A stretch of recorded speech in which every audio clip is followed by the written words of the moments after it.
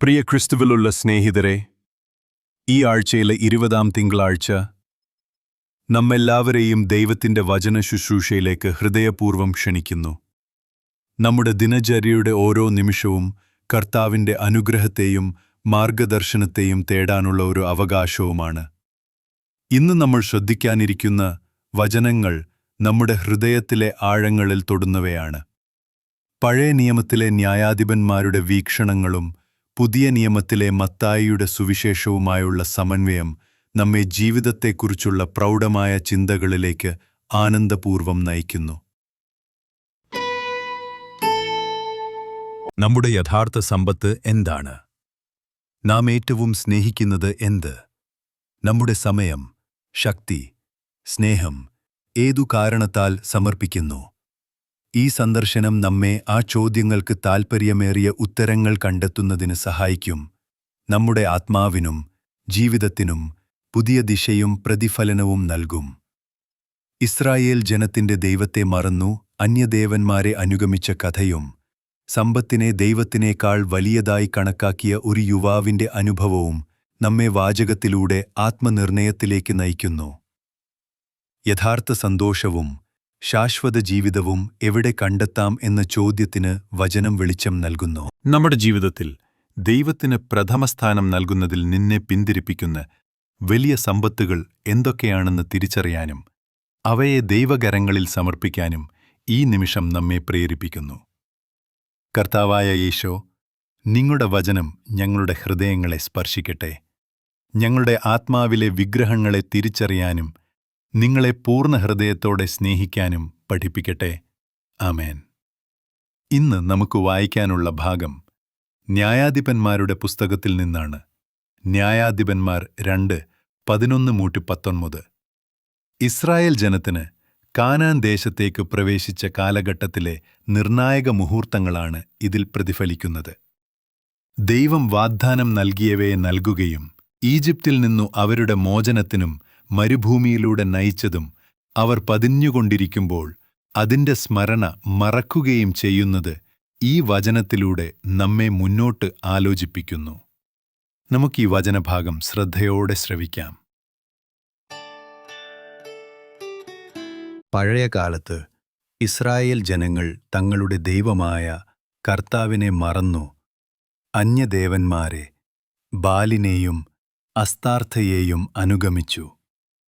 അവരുടെ പിതാക്കന്മാർക്കു വേണ്ടി ഈജിപ്തിൽ നിന്നു മോചിപ്പിച്ച കർത്താവിനെ അവർ മറന്നപ്പോൾ അവരുടെ ലോകം അന്യദേവന്മാരുടെ ഭ്രമത്തിലേക്ക് ആകർഷിതമായി. ഇതുകൊണ്ട് കർത്താവിന്റെ കോപം ജ്വലിച്ചു. അവരെ ശത്രുക്കളുടെ കൈകളിൽ വിട്ടു. കൊള്ളയടിച്ചും ചുറ്റുമുള്ള ജനങ്ങൾക്കു അവരുടെ സങ്കടവും നഷ്ടവും അനുഭവിപ്പിച്ചു. താൻ വാഗ്ദാനം ചെയ്ത അനുഗ്രഹങ്ങൾക്കും രക്ഷയ്ക്കും എങ്കിലും അവർക്ക് പ്രവേശനമില്ലായ്മയും ദുരന്തവും മാത്രമേ ലഭിക്കുകയുള്ളൂ. എങ്കിലും കർത്താവ് ന്യായാധിപന്മാരെ ഉയർത്തി അവരെ രക്ഷിക്കുകയും ഇസ്രായേൽ ജനങ്ങളെ കവർച്ചക്കാരുടെ പിടിയിൽ നിന്ന് മോചിപ്പിക്കുകയും ചെയ്തു.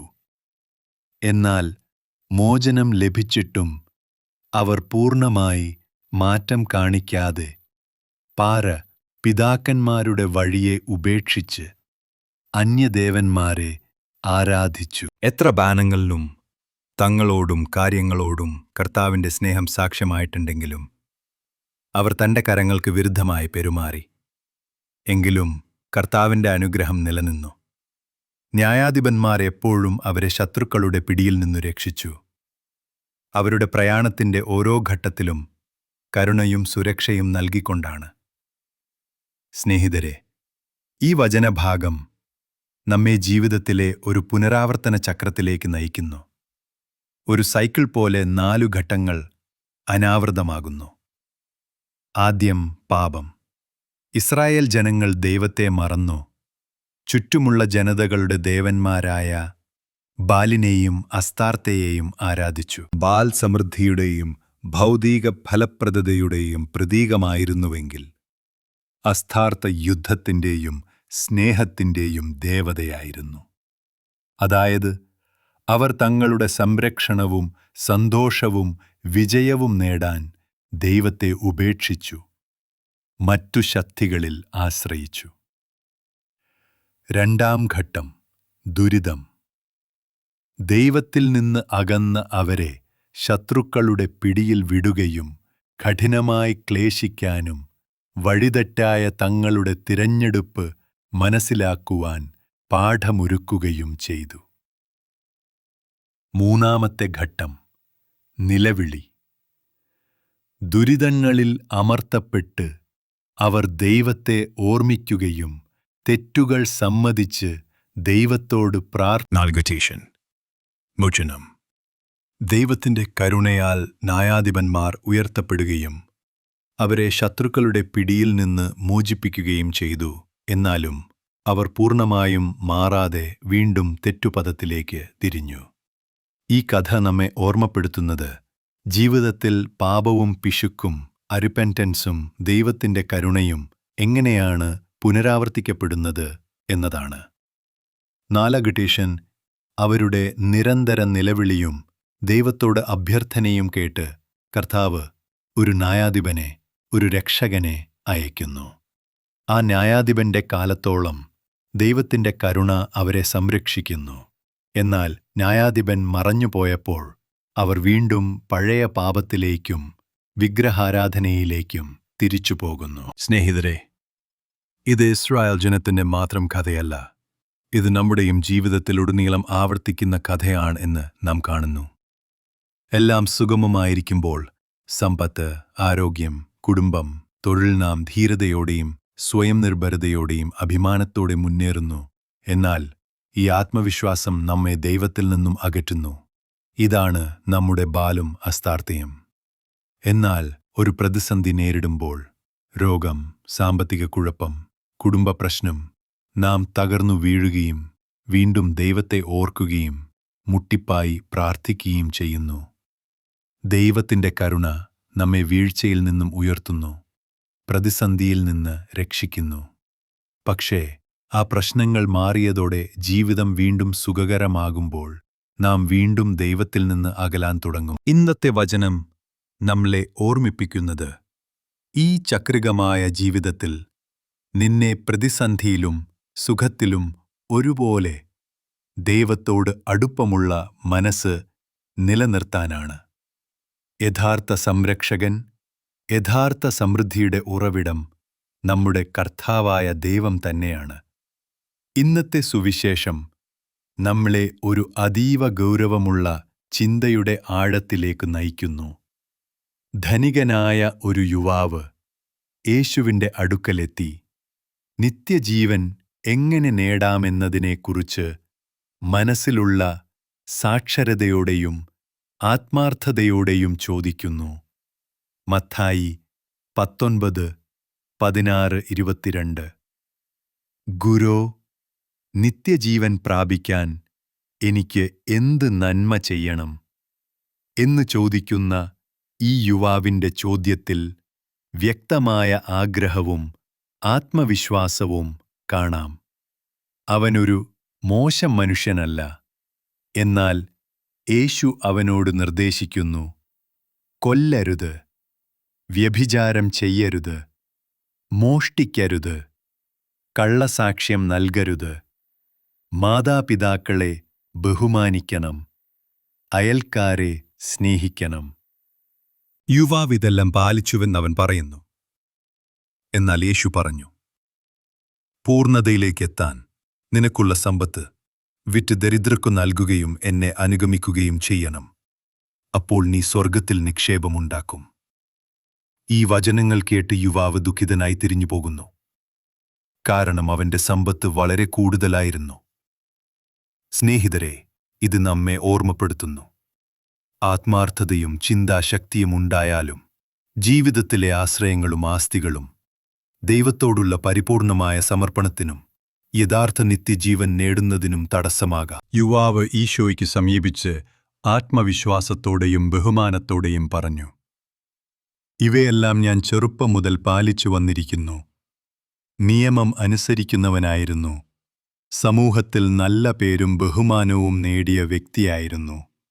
ജീവിതത്തിൽ എല്ലാം ഉണ്ടായിരുന്നു: സമ്പത്ത്, കുടുംബം, സാമൂഹിക സ്ഥാനം, സ്ഥിരതയുള്ള ഒരു ജീവിതശൈലി.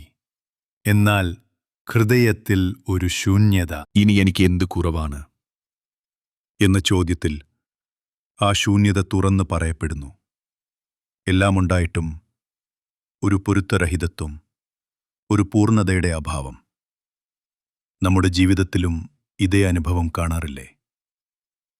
എല്ലാവിധ സൗകര്യങ്ങളും ഭദ്രതകളുമുണ്ടായാലും രാത്രി ഒറ്റയ്ക്കിരിക്കുമ്പോഴുള്ള ഹൃദയത്തിൽ ഒരു അസ്വസ്ഥത, ഒരു പോഷകദാനഹാരം.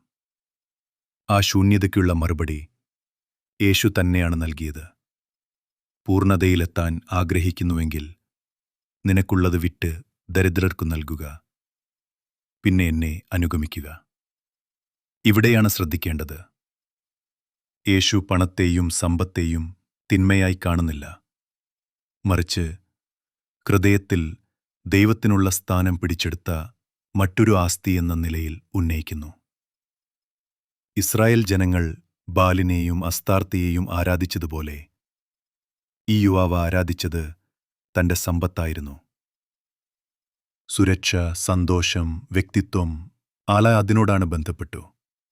പക്ഷേ അത് വിട്ടുകൊടുക്കാൻ അവന് സാധിച്ചില്ല.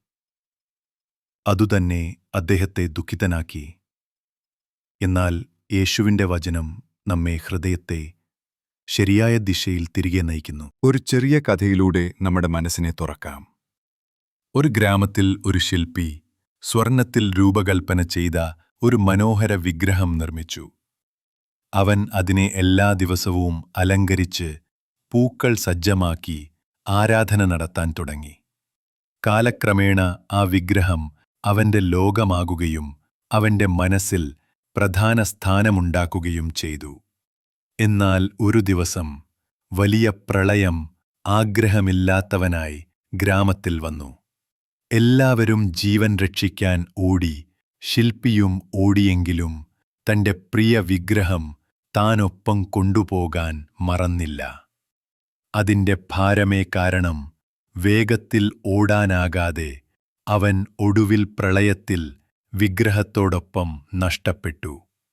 തന്റെ പ്രിയമായ ആ സ്വർണ്ണ വിഗ്രഹം തന്നെ അവന്റെ ജീവിതം നഷ്ടപ്പെടുത്തുകയായിരുന്നു. സ്നേഹിതരെ, ഈ കഥ നമുക്ക് ആധുനിക ജീവിതത്തിലും പ്രതിഫലിക്കുന്നു. സമ്പത്ത്, ആസ്തി, അനുഭവങ്ങൾ നമ്മുടെ ഭാരമായി മാറുമ്പോൾ യഥാർത്ഥ ജീവിതവും നിത്യസുഖവും നേടാൻ നമ്മെ തടയുന്നു. യേശു യുവാവിനോട് സമ്പത്ത് ഉപേക്ഷിക്കാൻ ആവശ്യപ്പെട്ടത് അവനെ ദാരിദ്ര്യത്തിലേക്കല്ല, മറിച്ച് സ്വാതന്ത്ര്യത്തിലേക്കാണ്. ഹൃദയത്തെ സ്വതന്ത്രനാക്കി ദൈവത്തിൽ വിശ്വാസം സ്ഥാപിക്കാൻ. വന്ന് എന്നെ അനുഗമിക്കുക എന്ന ഈശോയുടെ ക്ഷണം അത്യന്താപേക്ഷിതമാണ്. സമ്പത്ത് വിട്ടാൽ മാത്രം മതിയല്ല, ആ ശൂന്യതയിൽ ദൈവത്തെ സ്വീകരിക്കുക എന്നതാണ് പ്രധാനം. മറ്റേതൊരു വിഗ്രഹവും ആ ഹൃദയത്തിനുള്ള സ്ഥാനം പിടിക്കാതിരിക്കാൻ. നമ്മുടെ ജീവിതത്തിൽ ദൈവത്തോട് അടുപ്പമുണ്ടാക്കുന്നതിൽ കേന്ദ്രീകരിക്കേണ്ടതാണ്. അവസാനത്തിൽ സംഭവിച്ചത് എന്തായിരുന്നു? യുവാവ് യേശുവിന്റെ മുഖത്തെ ദയാനുഭാവവും അവന്റെ ക്ഷണവും കേട്ട് ദുഃഖിതനായി തിരിഞ്ഞുപോയി. കാരണം അവന്റെ ഹൃദയം പൂർണ്ണമായി സമ്പത്തിനോടായിരുന്നു ചേർന്നിരുന്നത്. ലോകത്തിലെ ഏറ്റവും വലിയ ദുരന്തങ്ങളിൽ ഒന്നാണ് ഇത്. സ്വർഗത്തിന്റെ വാതിലുകൾ നേരെ കാണിക്കപ്പെട്ടിട്ടും അവിടെയെത്താൻ കഴിവില്ലാതെ ഭൗതിക സമ്പത്തിന്റെ ഭാരം ഹൃദയത്തെ അടിച്ചമർത്തുന്നത്. അതേ ദുഃഖം നിത്യജീവന്റെ ഇടയിൽ നിന്ന് നമ്മുടെ ശ്രദ്ധയും ആത്മാവും തിരിച്ചടിയാകുമ്പോൾ ദൈവത്തെ തെരഞ്ഞെടുക്കാൻ ഞങ്ങൾ ശ്രമിച്ചുകൊണ്ടിരിക്കുമ്പോഴുണ്ടാകുന്ന അവസ്ഥയാണ്. ഇന്ന് നാം ധ്യാനിച്ച 2 വചനഭാഗങ്ങളും നമ്മെ ഒരു സത്യത്തിലേക്ക് നയിക്കുന്നു. ഒന്നാമതായി, പഴയ നിയമത്തിലെ ഇസ്രായേൽ ജനങ്ങൾ അവരുടെ സുരക്ഷിതത്വത്തിനും സംരക്ഷണത്തിനും വേണ്ടി ബാലിനെയും തന്റെ ഹൃദയത്തിൽ സമ്പത്തിനെ ആദ്യം വെച്ചു. രണ്ടിടത്തും സംഭവിച്ചത് സമാനമാണ്. ദൈവത്തിന് നൽകിയിരിക്കേണ്ട സ്ഥാനം മറ്റെന്തോ എടുത്തുപോയി. ആ വിഗ്രഹങ്ങൾ പണമാകാം, ജോലിയാകാം, അഹങ്കാരമാകാം, ബന്ധങ്ങളാകാം, എനിക്കേണ്ടായാലും ദൈവത്തോട് അടുപ്പം നഷ്ടപ്പെടുന്നതിന് ഇടയാക്കുന്ന ഏതെങ്കിലും കാര്യങ്ങളായിരിക്കും. നമ്മുടെ ഹൃദയത്തിൽ ദൈവത്തിനേക്കാൾ വലുതായി നിലനിൽക്കുന്ന ഏതെങ്കിലും ശക്തിയാണ്, അതേ വലിയ സമ്പത്താണ് നമ്മെ നിത്യജീവിതത്തിൽ നിന്ന് അകറ്റുന്നത്. ഇന്നും ഈശോയുടെ ക്ഷണം അതേപോലെ പ്രസക്തമാണ്. വന്ന് എന്നെ അനുഗമിക്കുക. ഈ ആഹ്വാനത്തിന് പ്രതികരിക്കാൻ നമ്മൾ ചില കാര്യങ്ങൾ ഉപേക്ഷിക്കാൻ തയ്യാറാകണം. നമ്മുടെ ഹൃദയത്തിൽ ദൈവത്തിന് സാമാകൂ. ആസ് എഫക്റ്റീവ് ലേഡി ജീവിതൻ ഡേവൽ നീഡ് അതെ, അത് പണത്തോടുള്ള ആർത്തിയാകാം, ജോലിയിലെ സ്ഥാനമാനങ്ങളോട് അടുപ്പമായ കെട്ടിപ്പാടാകാം, മറ്റുള്ളവരോടുള്ള ക്ഷമയില്ലായ്മയാകാം, അല്ലെങ്കിൽ ഉള്ളിലെ അഹങ്കാരവും ദുഷ്ടസ്വഭാവവുമാകാം. ഇതു തിരിച്ചറിയുകയും ആ വിഭവങ്ങളെ ഈശോയുടെ കരങ്ങളിൽ സമർപ്പിക്കുകയും ചെയ്യാം. കർത്താവേ, ഈ ഭാരം എനിക്ക് താനെ ഒഴിവാക്കാൻ കഴിയുന്നില്ല, നിന്റെ സഹായം വേണം. സമ്പത്തിന്റെ ഭാരമില്ലാതെ ലളിതമായി സ്നേഹത്തോടെ ഈശോയെ അനുഗമിക്കുന്ന സന്തോഷവും സമാധാനവും നേടാൻ നാം പരിശ്രമിക്കാം. ഓർക്കുക, നാം വിട്ടുകൊടുക്കുന്നതിനു പകരം ദൈവം നമുക്ക് 100 ഇരട്ടി സന്തോഷവും ശാന്തിയും സ്വർഗത്തിൽ നിക്ഷേപമാക്കാൻ കഴിവുള്ളവനാണ്. മനുഷ്യർക്കിത് അസാധ്യമായിരിക്കാം, എന്നാൽ ദൈവത്തിനെല്ലാം സാധ്യമാണ്.